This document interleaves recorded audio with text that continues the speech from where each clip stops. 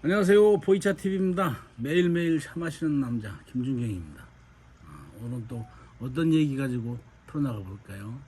오늘 그 찾아와 주신 손님 소개해드리겠습니다.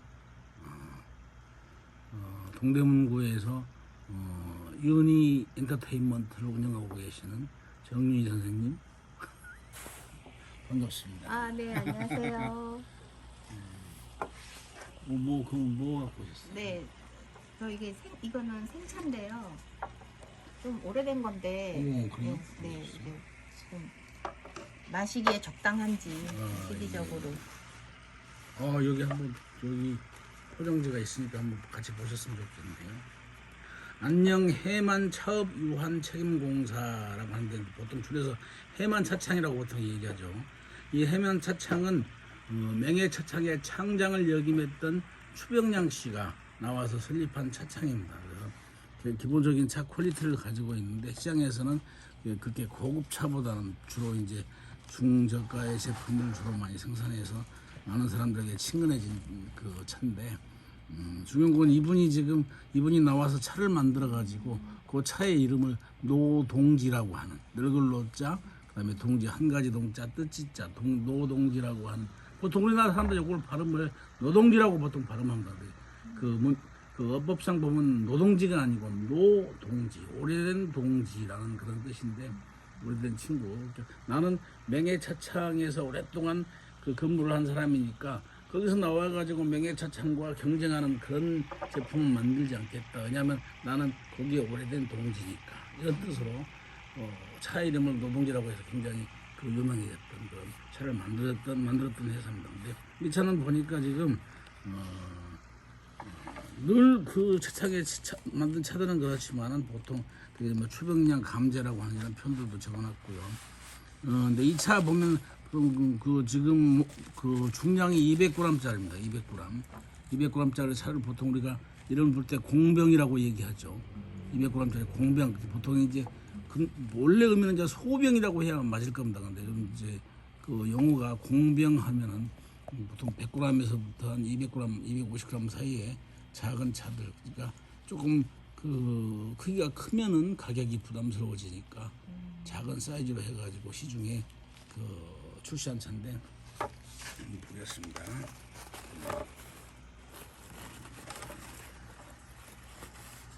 오호 자 봅시다.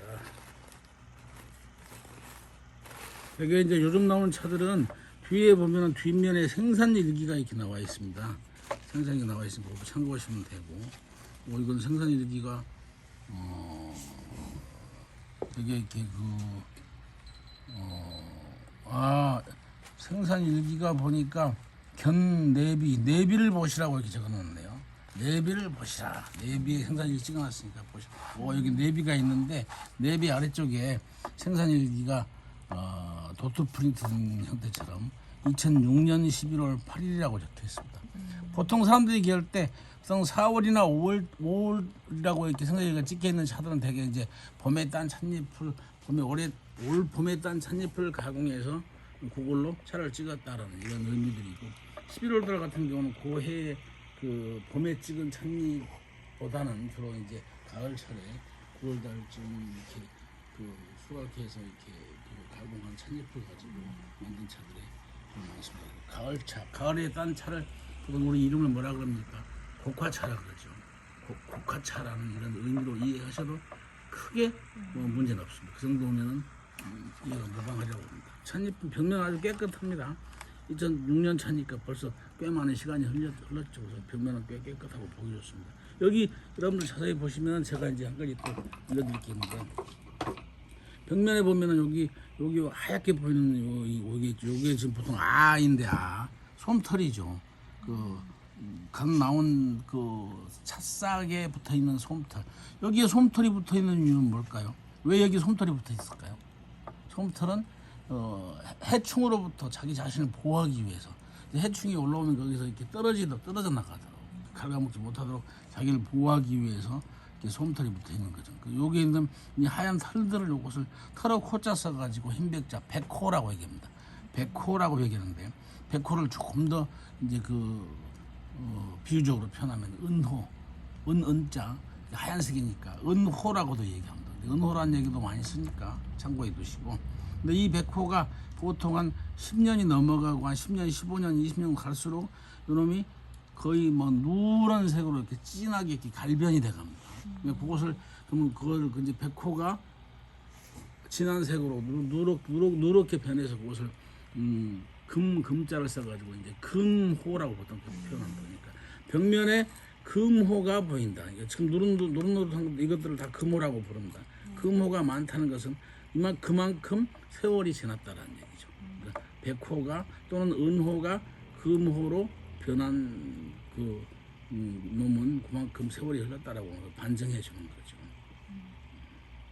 중요한 것은 전에도 우리 말씀드렸습니다. 좋은 보이차, 특히 생차를 그 기준으로 했을 때 좋은 보이차가 만들어지기 위한 세 가지 조건이 있었죠. 첫째가 좋은 원료, 두 번째가 좋은 가공 기술, 세 번째가 보관 환경.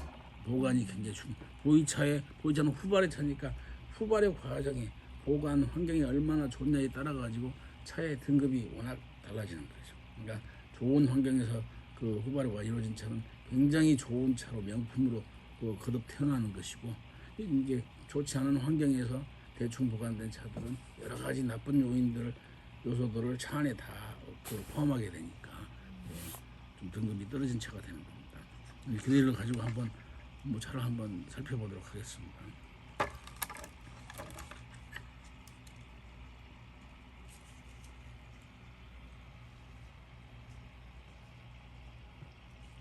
이 차를 어디다 보관했었죠? 싱크대 밑에요.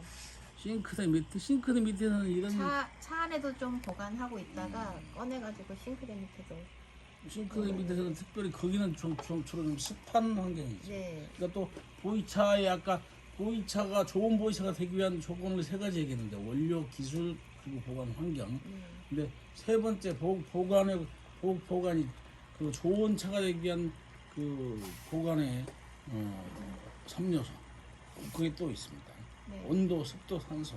그러니까 온도가 적절하고 그리고 습도도 30에서 70% 이하의 사람들이 숨쉬고 살아가기 적절한 아주 쾌적한 환경에 보관하면 좋죠. 근데 습도가 높을수록 차는 빨리 익어갈 수 있습니다. 그렇지만 습도가 높아짐에 따라서 나쁜 곰팡이가 앉을 확률이 많아지기 때문에 네. 그때는 통풍 등을 통해서 적절하게 그 습도를 조절해 주는 게 좋습니다.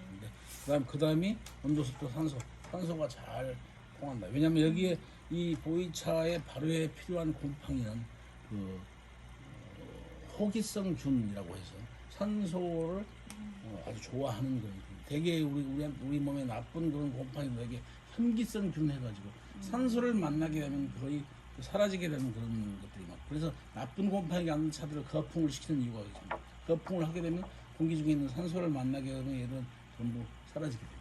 근데 얘는 산소를 좋아하기 때문에 산소가 많이 공급되는 환경이어야 돼요. 네.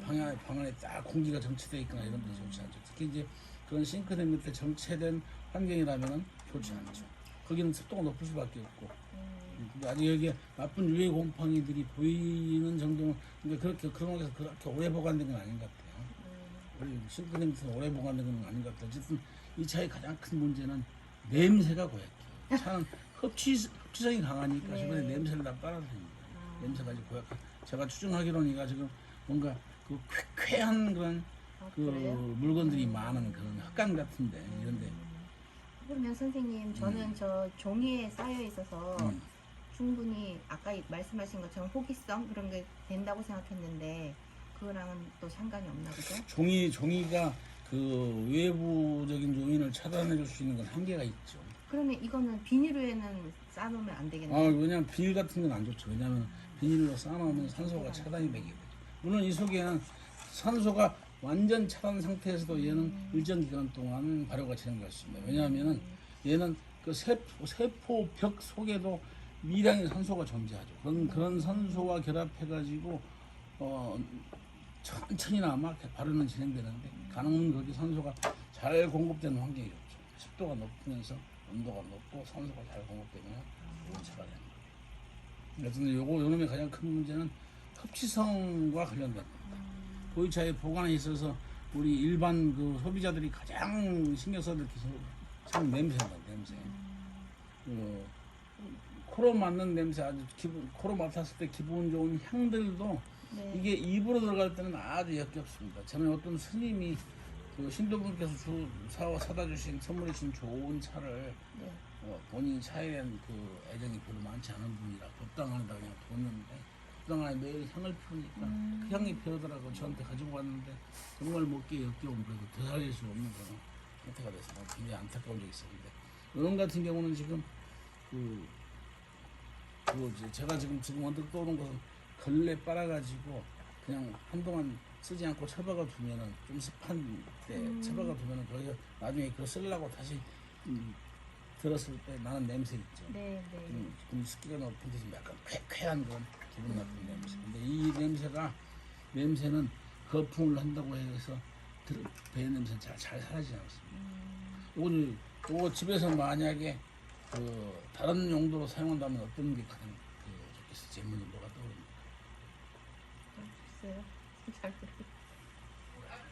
집에서 찌개 같은 거 하면은 네. 식탁에 냄비 받침 쓰면요. 아. 그래서 딱 쓰면은 냄비가 뜨거우니까 뜨거운 그 냄비 바닥에서 이 찻잎이 바삭바삭 타는 향이 괜찮습니다.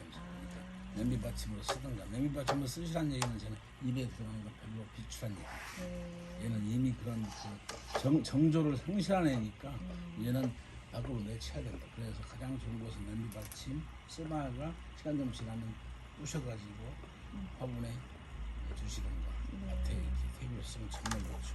그러면 선생님 보이차는 집에서 보관할 때 네. 어떤 곳에다가 보관을 하는 게 제일 근데 보관에 섬유사가 있죠. 온도, 습도, 산소죠. 그것이 환경에 가장 좋은 걸 힘들어요. 근데 일반 가정에서 온도, 습도, 산소가 딱 갖춰진 그런 항온, 항습 장치가 된 그런 환경은 거의 없거든요. 네, 네. 가정에서 가장 중요한 걸 찾아.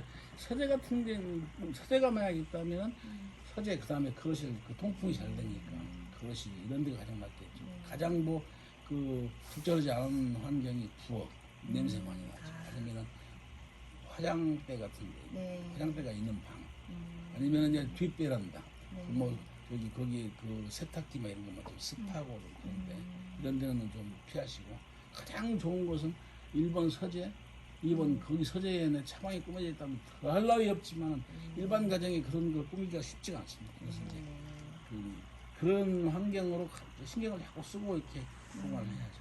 왜냐하면 차가 있는 방은 자꾸 통풍을 시켜줘. 양은 어떤 분은 집에서 남편이 계속 방에서 담배를 피운대요, 집에서. 그래서 막 차를 보관했는데 좋겠다고 그러고. 그런 남편은 잘라내야죠. 차가 중요하냐, 남편이 중요하냐, 결단을 내려야죠. 그래서 이제 어쨌든 이 차는 굉장히 좀 안타깝습니다. 차가 특별히 나쁘다, 찻잎이 품질이 좋지 않다, 아니면은 가공이 떨어진다, 이런 문제가 아닌데 결국은 보관의 문제. 생차는 보관의 문제가 가장 중요합니다. 그리고 보관에 있어서 뭔가 좀 브레이크가 좀 걸리는 거잖아요. 선생님도 다시 한번 냄새 맡아보시면 본인이 느끼실 수 있지 않습니까?